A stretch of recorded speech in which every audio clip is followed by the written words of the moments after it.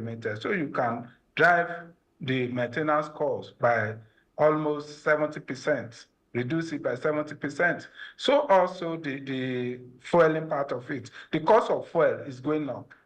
And with electric vehicle, when you compare the cost of charging, that is the cost of energy, and the cost of powering ICE through AGO or through PMS, you know that the cost compared to EV is so high. So EV also reduced that one dramatically, and that's enough advantage or enough benefits that will attract motorists to patronize or move to migrate from ICE to EV. Thank In you very Nigeria, much. we are also embracing that. I'll come back to you, DG. Doc, Yes. you know, would you, you are a medical doctor. Yes, I am. And one way or the other, how did your love for electric vehicle, how did it start? Before we even get into what inspired you becoming an industrialist, setting up an electric vehicle assembly plant in Nigeria all the way from the US. Let's give it a human face first. The short version. Honestly speaking, I was just one of those kids that could never make up their mind whether I wanted to be a doctor or an engineer, honestly. The last day of JAMB, my dad called me and said, you know you have to submit this form today, right? Pick one. So after listening to him, I said, okay, let me pick medicine. But it so happened that after I finished medical school, I went to the US and specialized in internal medicine, also specialized in clinical informatics, which is all the healthcare information technology, in healthcare. And I've always been a big believer in the danger to our planet of climate change. So I've always understood the need for renewables. So me being partly also just an entrepreneurial, guy, I felt that there are avenues in renewables for entrepreneurship.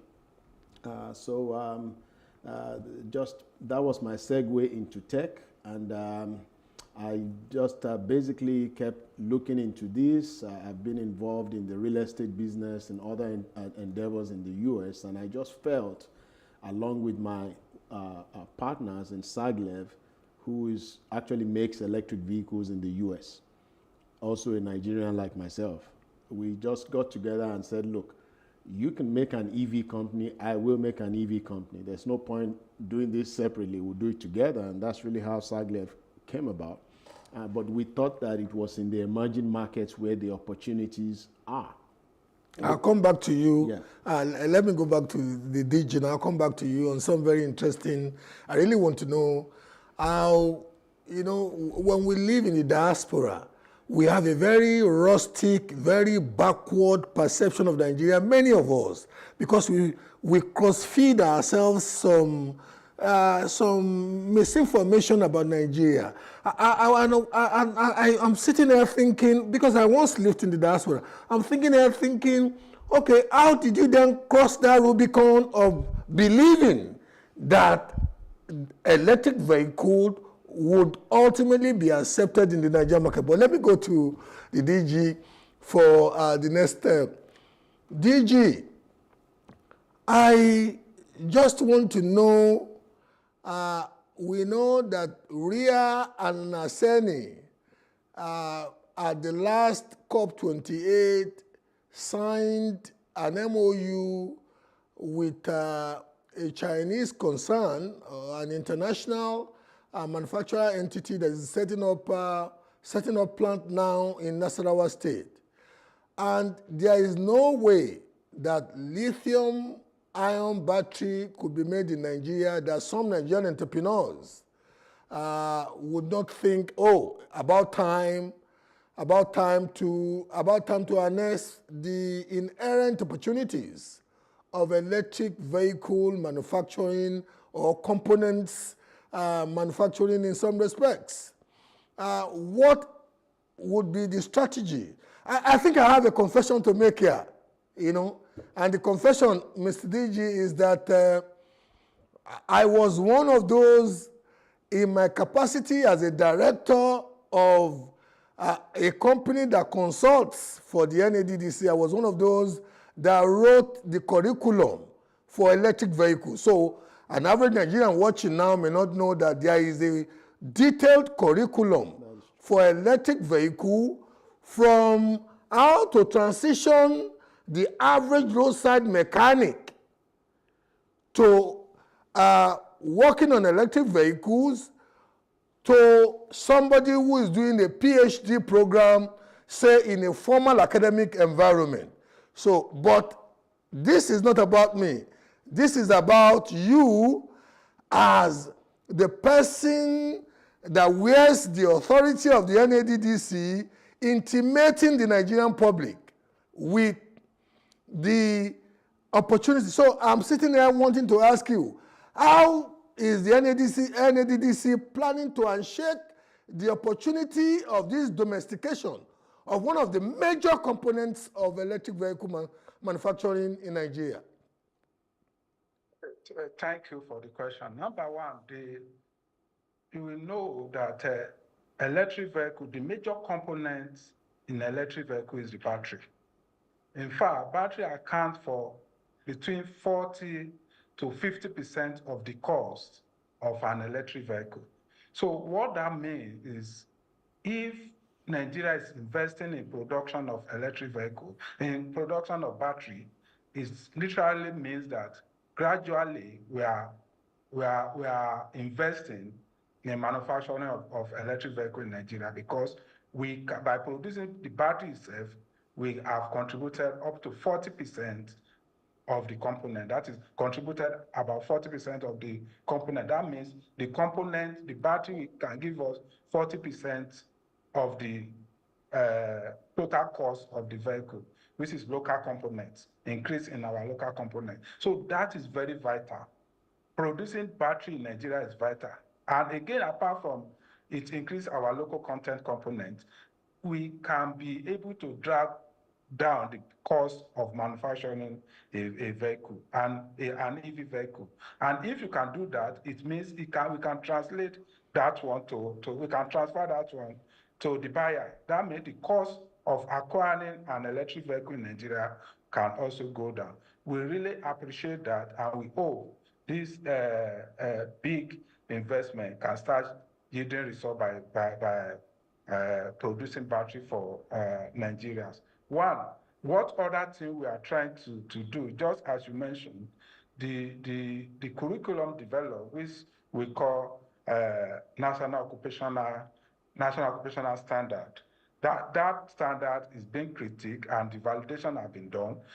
By the time we are through with it, it's going to serve as the basis for training Nigerians, the artisans, and different level of training, either the artisan, the fresh graduate, and those people that already have the experience in EV, those people that want to manufacture EV, those people that want to work on EV. So we know that we get to a point where we need to bridge the gap in the knowledge. That is the people that will be working on the EV.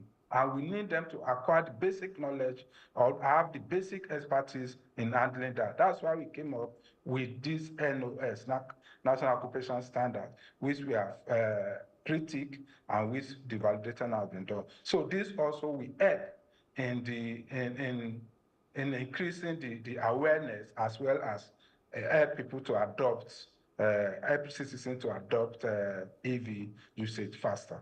Thank you very much, DG. Doc, before I went to DG, I put, I made a remark that I would want you to respond to. You know, the misinformation in our diaspora, technology and social media is now helping to bridge the gap, but about the time that you must have started flirting with electric vehicle, social media was not big then. And for you to have thought that, okay, I want to go into this and I want to take it to Nigeria, you must be a very adventurous visionary. Well, actually, I have to confess, you know, there's no point. I used to be the typical diaspora that is totally scared of Nigeria. I think counting I think I've been in the United States now about 32 years or so, something like that.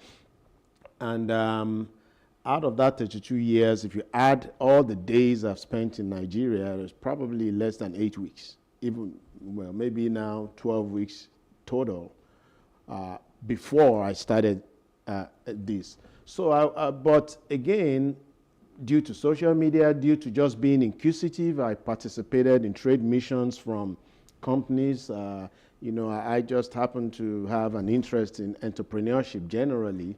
So I came to Nigeria, met with the U.S. consulate, U.S. ambassadors, all those people. They taught us a lot about Nigeria.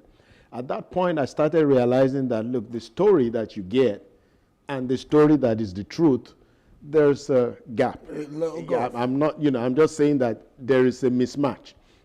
But when things happen, it gets blown out of proportion.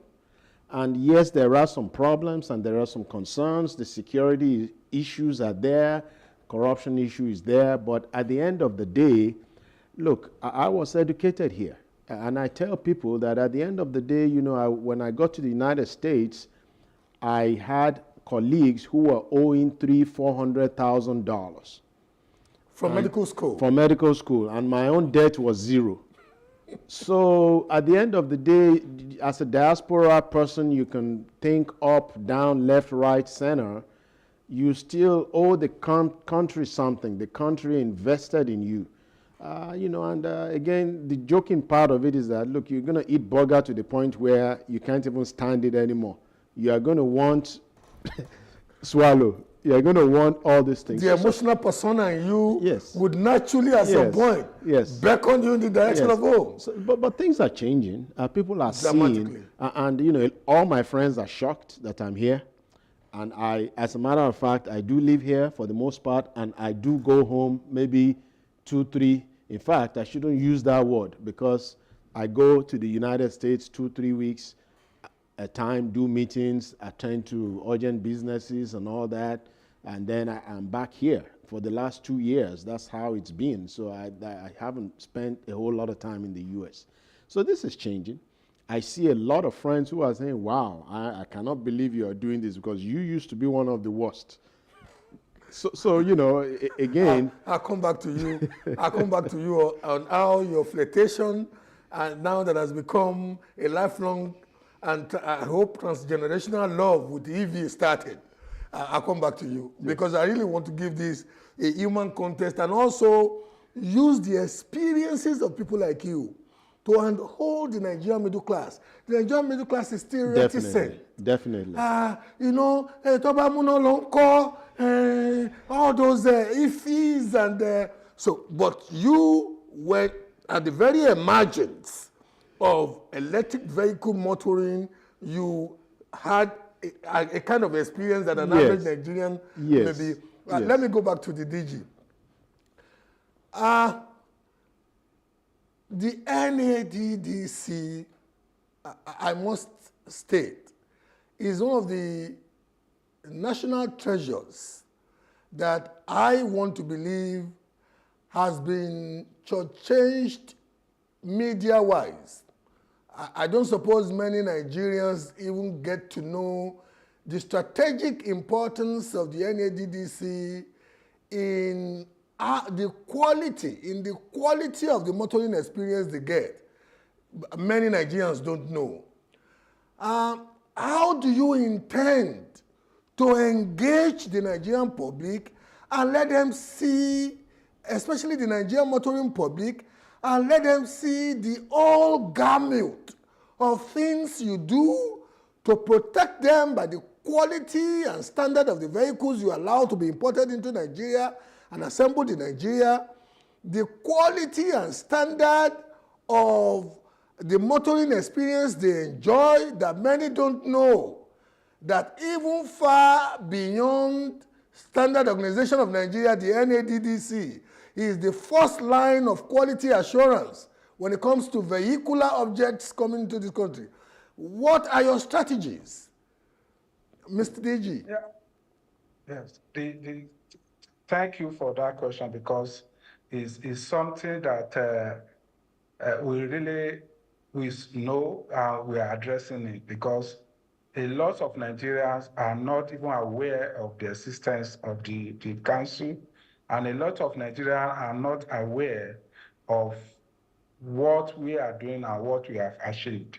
So it's part of what we are doing. We have started some campaign, and in the next few weeks, we notice that we start telling Nigerians what we have been doing, and what we have achieved. So especially in the area of CNG and EV, and generally what our mandates are and what we have achieved in the last few years. So just as you mentioned, apart from tests and standard that we have established, working with Standard Organization of Nigeria, we've done a lot. And even apart from that, we are trying to work on ensuring that the material used for local parts or local components meet the standard before you now process the material to become parts. And for that also, we have started building. We have a material test center in Zaria, and we have component parts test center in Enugu that will soon be commissioned. Also, we have emissions test center in Lagos State University of Science and Technology, Ikorodu. With that one also will soon come to life. So all this we have been doing in order to ensure that the quality of the vehicle that are coming to Nigeria and the quality of vehicle that are on Nigerian road meet international standard. So also to protect, we are doing that also, especially the emissions center, to protect the environment. So all these we know they are not being known by Nigerians. But again, we are using social media now. We are using electronic media. And then the traditional newspaper, all this, we are going to employ in educating Nigerians or bringing our services to the notice of Nigeria. So we will start that in the next few weeks, and Nigerians will know more about what we have done, what we are doing, and what we are about to do again. I'll come back to you, Mr. DG, especially in the particular area of human capital development and the inherent opportunities that the council presents to the Nigerian youths, especially in the area of human capital development. I'll come back to you. Doc, we will go, we will soon get to the nitty-gritty of how SAGLEV came into being and why Imota Ikorodu, Nigeria.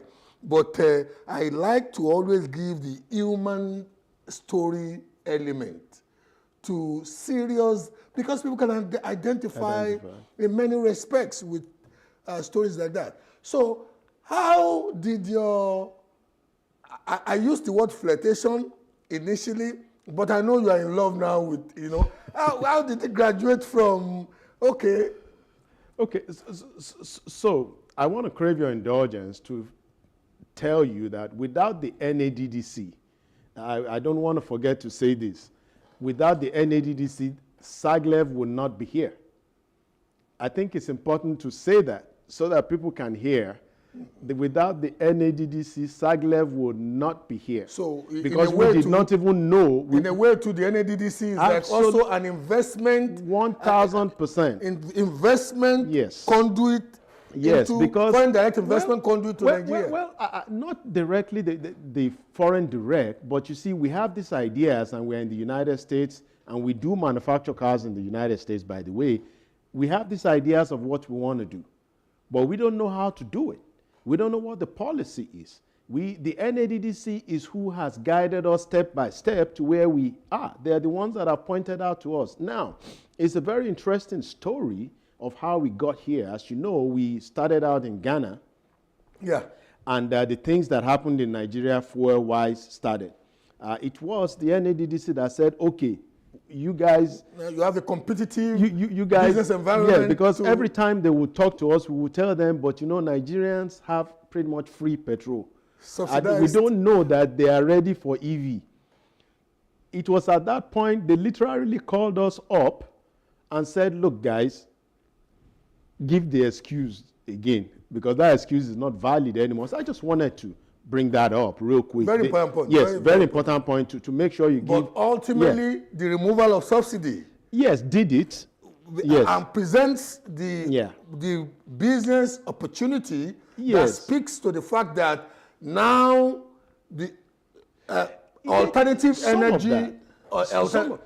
Some of that, because you have to understand that while petrol was 50 naira a liter in Nigeria, it was over 850 naira a liter. Today, petrol is 1,340 naira a liter in Ghana. It's even more expensive in Abidjan. So it's not a matter of the business case. Even if petrol was $50, 50 naira a liter, you would still have the benefits of using an EV. Environmental. And we can go into talking about all of environmental, the cost of smart the ease, technology. Yes, the ease of repair, the ease of maintenance, Yes. and the reduction in the total cost of ownership. You have all these benefits in the EV. But now going to your question, yes, the reason, you see, I can relate to how Nigerians feel now that, oh, there's no charging. You know, Nigeria has been a country that has suffered tremendously under the lack of power. We still are in this conundrum. So anytime you mention anything electric, the first thing in Nigerian is just natural. The human mind tells you, no, it's not possible. But however, every step that I've seen here, I went through it in the United States. To give you a story, very close friend of mine was the very first person that actually acquired a Tesla. My classmate, we've been classmates actually since primary school. So that's why I tell you What year was that? This was in 2012. The very number 27 Tesla that came off the lines, we drove that car. But I want to tell you this. When he picked up that car in Nebraska to get to Atlanta, okay, it took 4 days. The two of you? Well, I was smart enough to let him do that problem. I escaped it because somehow, he's an anesthesiologist, I'm an internist, so his time is more, so I escaped that. But I knew he was picking up the car, and we were all excited to see to test drive this thing. But incidentally, 4 days to move from Nebraska to Atlanta because you have to stop. There are chargers, but at that time, the charging system was very immature, even though there were Tesla superchargers. But to drive from Nebraska to Atlanta, the path. So I can relate because I lived it in the United States where there was, this is early 2012, where you have an EV, but you can't charge. So when people are telling me there's no charging, so again, I want to assure Nigerians that you see what we went through in 2012, in 2 to 3 years, you're not going to even remember all those things because all those problems are actually already being solved. I've driven an electric vehicle here a year and a half. Every day. A fleet, actually. Well, don't tell people I drive a fleet of EV. But because I know you are a couple. Yeah. You've been to my office a couple of times. Yes. I have a confession to make. When it was about setting up Saglev factory in Imota, Ikorodu division, one of the companies where I'm a director actually selected young Nigerian technicians. We call them automotive mechatronics technicians. We trained fundamentally. They are still in training because they want to expose them to global standards. So they are still in training. But having said that, I think it's imperative. Journalistic ethics demand that I make that revelation. So yes. So again, what happens is I can relate. But the good news is that in a very short time, this Tesla supercharger was all over to the point where you could easily drive that car pretty much nationwide on electric charge. Now, I actually right now hardly drive an internal combustion engine vehicle. I don't. 80% of all the charging for electric vehicles will actually happen at home. Repeat that.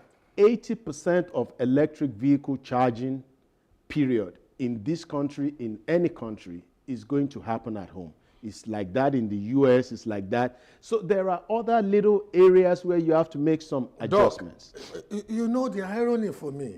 I'm sitting here thinking, most of us, notwithstanding whatever may be our perception of the reality of public power utility, most of us don't sleep in the dark. We make arrangements. Exactly. And the same power with which we sleep can also charge your car. I'm not going to romanticize it. Charging equipment are still relatively expensive. We will get back to that. Let me go to DG. DG, okay. All right. That is where we go in the direction yes. DG, thank you for still keeping this good time with us. Like I said, when I was going out the last time I was with you, I know that the council, that's the NADDC,